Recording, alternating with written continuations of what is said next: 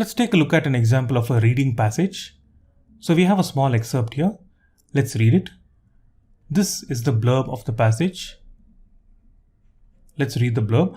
The passage is adapted from Rita Dove Through the Ivory Gate, 1992 by Rita Dove. The novel's main character, Virginia, has just found her old cello while unpacking after a move. So we know that the passage is about Virginia and she has just found her old cello while unpacking after a move. So the passage is going to be about the memories of the instrument.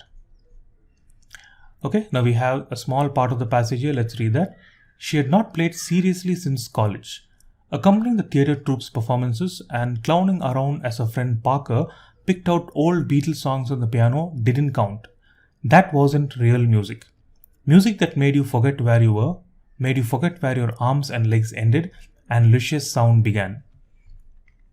Let's look at the question here. Let's see what do we have here. Yeah, we have a question here which is purpose. Let's see how to do the purpose question. The repeating of the phrase made you forget in the lines 5 and 6 primarily serves to. So the key phrase here is primarily serves to. This clearly indicates that it's the purpose question. How do we do these questions? Okay. So first we need to understand that a purpose question will always be in the form of a verb plus noun. If you take a look at the answer options, you can clearly see that you're going to see a verb plus noun phrase. Okay. Let's quickly take a look at the options. So the repeating of the phrase made you forget primarily serves to emphasize. You have a verb here. To recreate, you have a verb here. To suggest, you have a verb. To highlight, you have a verb here. So you have 4 verbs here. Now see the noun here. To emphasize the qualities. To recreate the emotional reaction. To suggest the memories. To highlight the regret. You can clearly see that the options use a verb plus noun format. So this is going to be our hint. We are going to see that we know that the options use a verb plus noun format normally in the purpose question, right? So we have identified that. Now what we are going to do, we are going to go to the line 5 to 7. We are going to read that context and we are going to come up with our own verb followed by a noun. We are going to make our own prediction that has a verb followed by a noun, right? So let's read the context. So we know that she had not played seriously since college, accompanying the theatre troupe's performances and clowning around as her friend Parker picked out old Beatles songs on the piano that even didn't count because that wasn't real music, but music that made you forget where you were, made you forget where your arms and legs ended, and luscious sound began. Now the question is, why is the author repeating the phrase made you forget? So we can come up with a statement like this. The author is repeating the phrase made you forget in order to verb plus noun.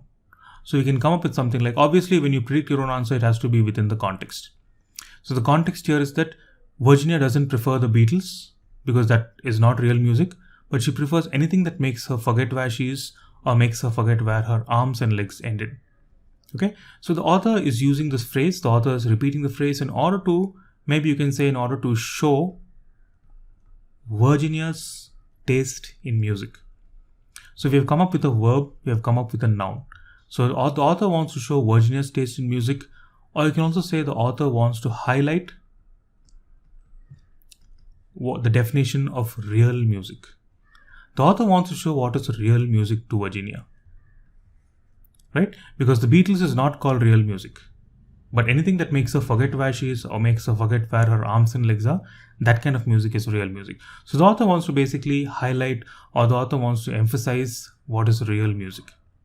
So now what we're going to do, we are going to take these predictions and we're going to do the process of elimination. We're going to see which option is close to showing Virginia's taste in music or highlighting the definition of real music, right? Let's look at the answer options. So here what we're doing is we have come up with something like to stress the kind of music Virginia likes. Now we're going to the process of elimination here. Option A, to emphasize the qualities Virginia associates with powerful music. Now we can clearly see that option A is very close to what we have here. Let's look at what we have here. To show Virginia's taste in music, to highlight real music, to emphasize the qualities Virginia associates with powerful music. So it's very clear. A is the closest answer to what we have predicted. Anyway, let's keep that on hold and move on to the next option. We'll see if we have a better answer option, which I'm sure we may not have. to recreate Virginia's emotional reaction. So the phrase "made you forget" is not used to show her emotional reaction. It's not again used to suggest that her memories are fading with time, or again we don't see any regret in this particular passage. All right, so you can confidently go with option A, emphasizing the qualities Virginia associates with powerful music. So that we use process of elimination. B, C, D are eliminated. Our correct answer is option A.